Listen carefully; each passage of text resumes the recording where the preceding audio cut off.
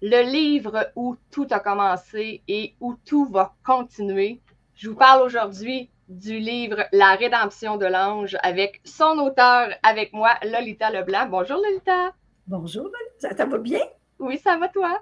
Ça va super bien, contente de te voir. Oui, on parle aujourd'hui de ça c'est ton dernier qui est sorti. Oui, Que je vais mais aller en réalité, c'est le premier de mes livres qui a été publié il y a 15 ans. De là, pourquoi qui est marqué édition spéciale 15e 15e anniversaire. anniversaire. Une bonne brique. Mm -hmm. Hein, c'est quand même vite de même, le 430 pages de lecture. Parle-nous-en un petit peu. En fait, c'est la rédemption de l'ange retrouvailles. Donc, on estime, pas on estime, mais on croit qu'il y aura d'autres tomes. Oui, oui. Ce livre-là, on va expliquer un petit peu sa genèse, OK? Oui. J'ai parlé dans un autre live que moi, je rêvais ce que j'écris. Puis, ce rêve-là m'a habité alors que j'étais sur l'écriture, que j'écrivais au prof l'autre livre, mais il était prenant, il me lâchait pas. Là c'était intense. Puis, il y a beaucoup de combats dans mon rêve. Puis, je me débattais souvent la nuit, je réveillais mon mari, j'avais des sueurs froides, c'était quelque chose, ça m'habitait beaucoup. J'ai dit, regarde, je vais le mettre au propre. On va voir qu'est-ce que ça va donner.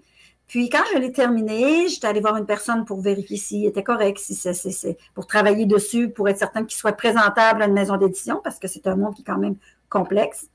Puis après ça, je l'ai envoyé, puis j'ai été acceptée. Puis, à ma grande surprise, le jour où j'ai fait mon lancement, j'avais demandé à mon éditrice de l'époque, est-ce que j'ai un nombre de personnes minimum pour le lancement? Elle m'a dit, ben non, quand tu auras eu 50 personnes, mais à ma grande surprise, j'ai eu 350 personnes. Et le livre, il a monté. Ça allait bien, les ventes allaient bien, les retours allaient bien, même que sur mon site web, j'ai au moins une centaine de retours sur ce livre-là, des gens qui l'ont lu. C'est très, très rare pour un livre, je me trouve chanceuse. Mais malheureusement, l'histoire, la merveilleuse histoire, elle a planté, la maison d'édition a fait faillite. Fait que là, les gens, depuis ce temps, me réclament la suite de la rédemption de l'ange. Mais comment sortir la suite quand le premier tome n'est pas disponible? C'est ça. Parce que moi, dans ma tête, je faisais 2 livres, peut-être 3. Dans le deuxième, c'est vraiment la suite du premier. Puis dans le troisième, je voudrais faire l'histoire de Caleb avant qu'il devienne l'ange qu'il est dans le premier tome. Probablement qu'il y aura 3 tomes aussi. Puis les gens constamment, puis on va l'avoir quand la suite? On va l'avoir. Je peux même pas calculer le nombre de fois qu'on me l'a demandé. Alors, c'est ça. Là, il est sorti. Il est tout chaud de cette semaine. On va être au Salon du livre de Saguenay. Je vais pouvoir le présenter. Tu l'as même mis entre les mains avant moi. Je ne l'ai même pas vu encore, là, mon beau livre. J'ai juste la première version, mais la nouvelle page, elle est tellement magnifique. Puis, les gens avaient tellement aimé cette couverture-là, qui représente le personnage parfaitement dans l'histoire, que Annabelle et Mathieu voulaient la garder. Fait que moi, j'ai fait un sondage sur mes réseaux sociaux, puis les gens ils ont dit, il faut que tu gardes ta page couverture, simplement en amplifiant les couleurs. Et le créateur original de l'ange sur la page couverture nous l'a offert. Nous a permis de la récupérer. Ouais, Daniel Soucy, je le trouve extraordinaire. Je le remercie de tout cœur. Grâce à lui, j'ai pu... Parce que quand je l'ai eu la première fois, puis que j'ai vu ma page couverture, je pleurais. Mais je pleurais. J'ai dit, c'est comme si il était entré dans ma tête, puis qu'il avait vu exactement ce que je voulais comme page couverture. Ah, wow! Fait que, fait que la rédemption de l'ange, c'est comme ça. C'est une belle grosse brique que j'ai rêvé. Un voyage assez intense. Écrit en combien de temps? Et ça n'a pas été long, lui. Même pas 3 mois, puis je travaille à temps plein. Lui, il a été très rapide à écrire. Puis pourtant, il est plus gros que, que l'autre, Cali, si on parle de Cali. Je me levais 1 heure plus tôt tous les matins pour écrire.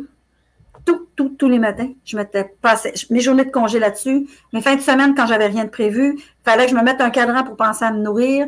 Des fois, mon chum il était « Ouais, c'est prêt, viens manger une petite bouchée. » J'oubliais, j'étais absorbée par l'histoire quand j'écrivais. Là. Puis c'est comme si qu'elle était déjà à l'écran, je faisais juste transcrire ce que je voyais. Je me posais pas de questions, ça se tapait tout seul, ça sortait tout seul. C'est le premier que je n'ai pas écrit à la main. Celui-là, je l'ai vraiment écrit directement sur le clavier. J'ai pas le choix d'apprivoiser le clavier. Là. Mais c'était tellement intense, tellement prenante. J'étais tellement dedans là, que non, ça s'est écrit tout seul. Et parle-nous un peu, parce que là, on ne reviendra pas sur le fait là, que tu rêves tes livres, là, parce que là, les gens ils commencent à le savoir. Là. Je pense qu'on en parle à toutes les fois qu'on fait un vidéo ensemble, mais parle-nous juste un peu du processus de tes rêves pour ce tome-là. Tu sais, ça a-tu été plus ardu que d'habitude? Ça s'est-tu bien passé?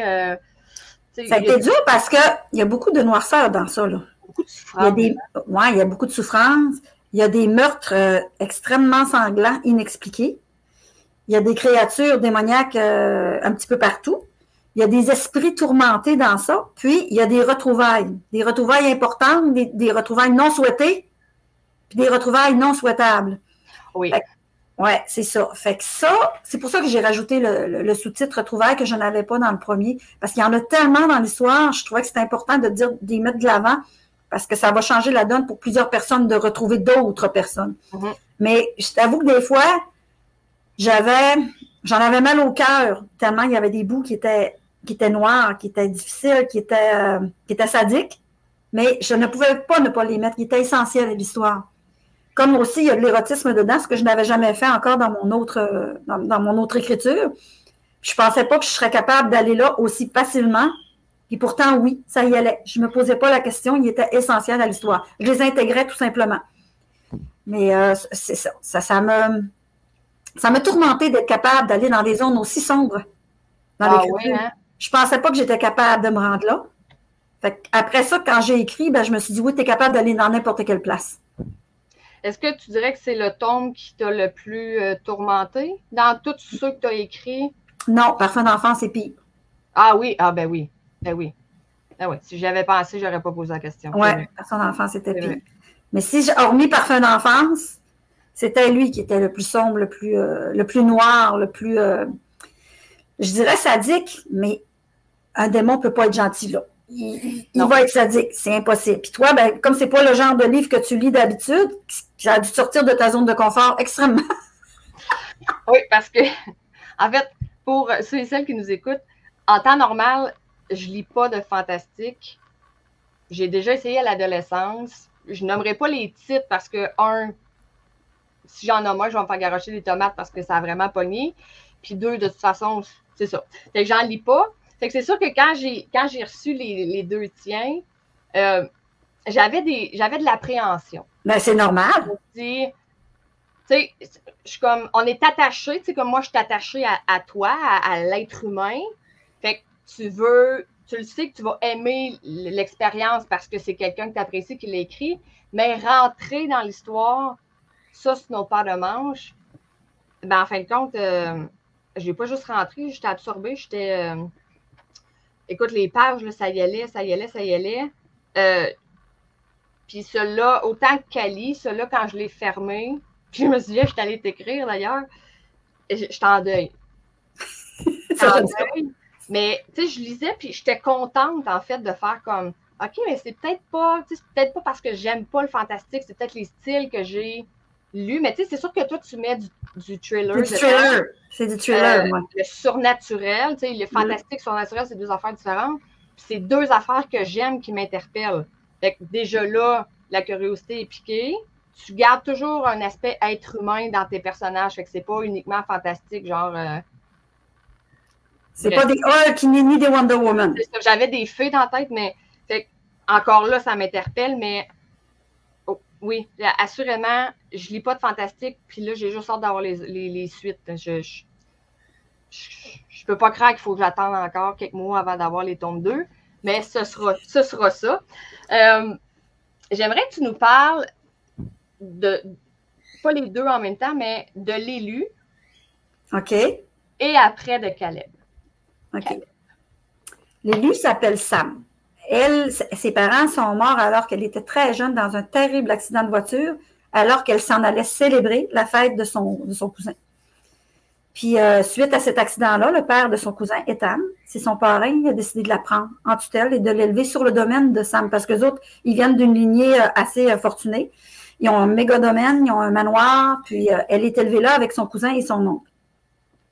Mais Sam, dans l'histoire, quand ça commence, elle est à l'université, elle est assez jeune quand même, puis elle est fan de sport un petit peu extrême. Elle fait de la motocross, elle fait de l'équitation, elle suit son cousin. Son cousin, c'est son idole. Puis elle fait une compétition au début de l'histoire, puis pendant les tours de réchauffement, elle va voir des choses sur la piste que les autres ne perçoivent pas. Fait que là, elle se dit non, ça marche pas. Là. Si je fais une course, il va m'arriver quelque chose. Je ne sais pas si l'univers qui m'envoie un appel, il faut que tu ne peux pas concourir. Fait qu'elle se désiste, puis au moment où elle va se retirer, il y a un genre de vieille forêt derrière le stade. En se promenant, elle va tomber sur un genre de gros bassin dans lequel il y a une sculpture d'un ange accroupi qui plonge, qui revient, qui plonge, qui revient.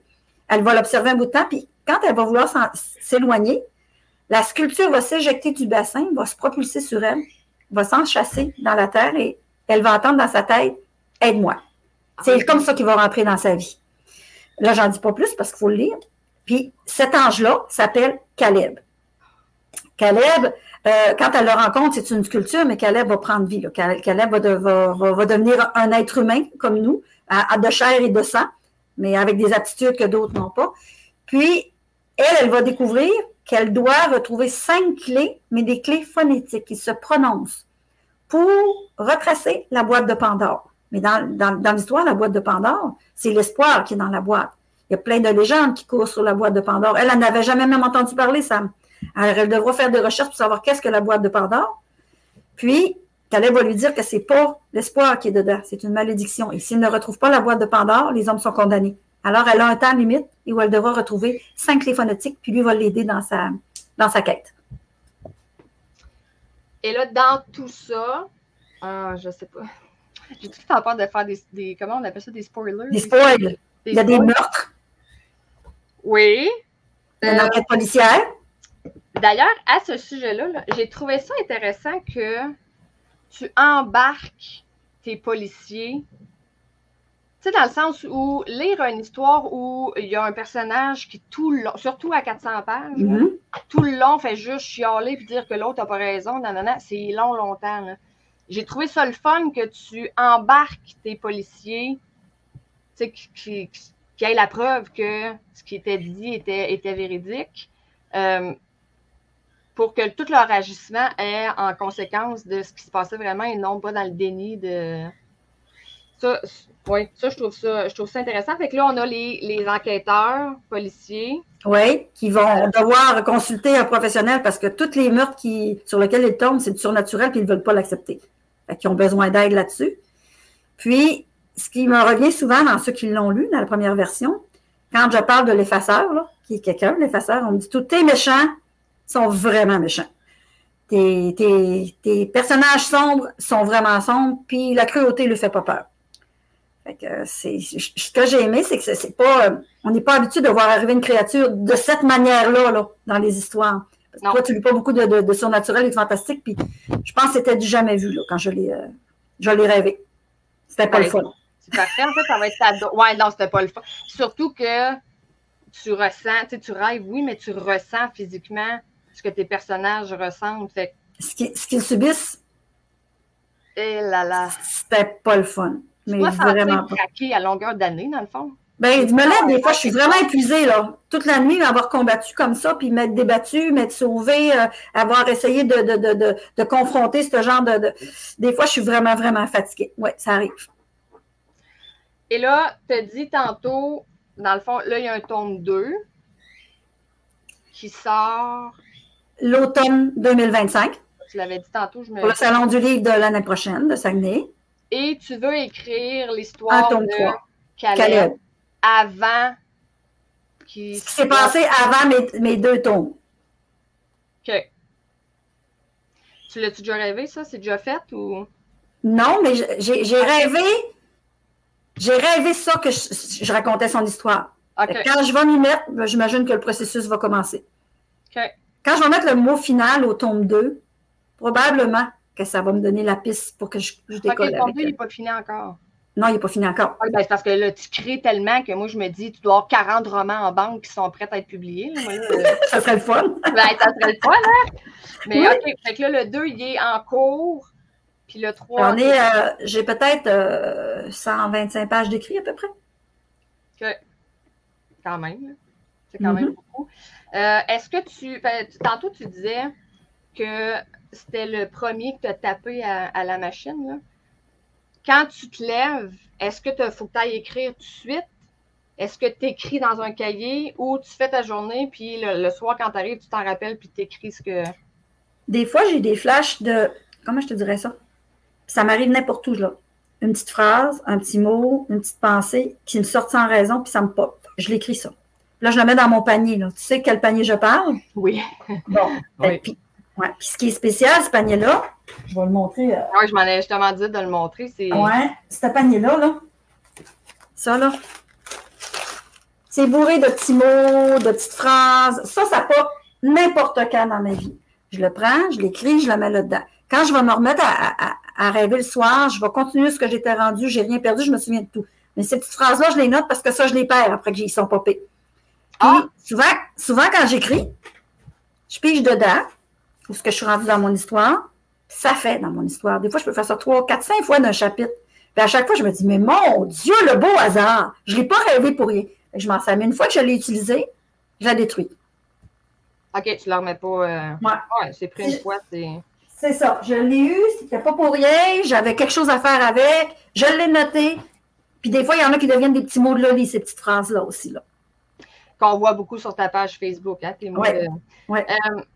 J'ai une question qui vient de me popper que je pense que je ne t'ai jamais demandé. Est-ce que ça est déjà arrivé ou ça arrive qu'en pleine nuit, tu dois te lever pour écrire ton idée? Parce que sinon... Oui, souvent? Oui. Puis souvent, ça n'a même pas rapport avec le rêve sur lequel... C'est un autre rêve qui est embarqué par-dessus. Ah, ben ouais. Mais c'est pas ça que je rêvais, ça n'a pas de rapport. Fait que je me lève, j'écris 2, 3 phrases, je me recouche. Soit que j'en fasse un troisième rêve, ou que je reponce dans le premier, mais celui-là, là, faut que je note 2, 3 phrases. Fait que quand je vais être prête, avec ces 2, 3 phrases-là, je vais replonger dans ce rêve-là. Je comprends pas comment... Je sais pas non plus comment je fais. Je peux pas te l'expliquer. À travers tes journées, à avoir des nuits de même. C'est comme, tu as des nuits, tu sais, pour nous, ben, ça dépend, là, mais si on se met mettons, dans tout ce que toi tu vis, là, des rêves intenses de même, tu te lèves le lendemain et tu sens pas que tu es récupéré. Puis en plus, des fois, il faut que tu te lèves pendant la nuit. Je sais pas comment tu fais tes journées. Je sais pas non plus. Ben, en même temps, ça va peut-être avec ton don, là. Tu sais, c'est peut-être un va avec ça. À force de me faire dire, t'as un don. Je dis, ben non, c'est une aptitude. Non, t'as un don. Ben non, c'est une aptitude. Ben là, écoute, on m'a dit que c'est un don, j'ai pas le choix. Ben, c'est parce qu'une aptitude, là, si je me mettais à la travailler, je serais peut-être capable de l'avoir. Je peux pas. Un don, c'est spécifique à une personne. C'est, tu sais, une aptitude, tout le monde va aller suivre un cours puis va réussir à le développer, mais je peux pas développer la même affaire que toi. Peut-être, oui, vu de même. Un coup dessus, beau don en plus. Ben, maintenant, je l'accepte, c'est ça. Je l'accepte, je me trouve chanceuse, je trouve que je suis privilégiée. C'est ça que j'ai dit. J'écrirai tant et aussi longtemps que je pourrai rêver. Puis pour rêver, il faut que je me couche puis que je dorme. Fait que moi, les munitions puis le carburant pour me faire écrire, tant que je vais respirer, il va être là. Je me trouve chanceuse. Tu me fais penser, y a-tu des trucs, voyons pas des trucs, mais des... Bref, est-ce qu'il y a des affaires que tu peux faire dans ton quotidien qui vont nuire à ton processus de création? Qui vont bloquer l'inspiration, mis à part... Bloque pas l'inspiration, il fait juste le freiner le temps que je pourrais mettre dans l'écrit. Parce que je fais un métier prenant, je suis designer cuisiniste. Puis ça, c'est prenant, beaucoup, beaucoup. Puis cette année, ben, c'est ma plus grosse année professionnelle dans mon travail, mon gagne-pain. Fait que j'ai pas mis autant de temps que j'aurais voulu accorder à l'écriture. Moi, quand j'écris, ça me libère. Ça me relaxe. Ça me fait du bien. Ça me régénère. J'ai pas pu en faire autant que je veux. Fait que c'est ça qui va nuire au processus d'écriture, mais pas à l'histoire en tant que telle parce que je la perds pas. Par contre, j'ai eu des hauts et des bas durant les 15 dernières années. J'ai pensé souvent à arrêter en me disant, je fais ça pour rien, ça intéresse personne, je perds mon temps, c'est inutile. À chaque fois que je tombe sur une maison d'édition, je me fais avoir. Tu sais, il y a beaucoup de choses. Mais là, non. La seule chose qui m'arrête, c'est le temps qui me manque. Je n'ai pas assez de temps. OK. Il n'y a pas des trucs qui peuvent nuire à la qualité de ton sommeil, qui vont faire que tu rêveras pas ou peu importe. C'est juste... C'est tes personnages qui décident quand eux, ils mettent un stop. Ouais. Il peut y avoir des périodes, mettons, que je sais pas, moi, quand mon père est décédé, ben, on dirait qu'ils m'ont laissé tranquille. Tu sais, là, je vivais ce que j'avais à vivre pour mon papa, puis je faisais des rêves bien ordinaires, je m'en rappelais, mais c'était bien ordinaire, pas assez pour avoir envie de l'écrire. Puis quand j'ai traversé cette période-là, puis je me suis sentie prête à écrire, ben, les rêves ont recommencé. c'est pas une switch que tu peux mettre à on et off. Là. Si Non. un soir, ça te tente pas. Non, et que non. Les autres, ça les dérange pas. Non, des fois, il fait 3 règles différents dans la soirée, puis je les en veux parce que 3 règles différentes. C'était déjà correct. C'était pas obligé d'en mettre 3. C'était déjà correct, rien qu'un. Ouais.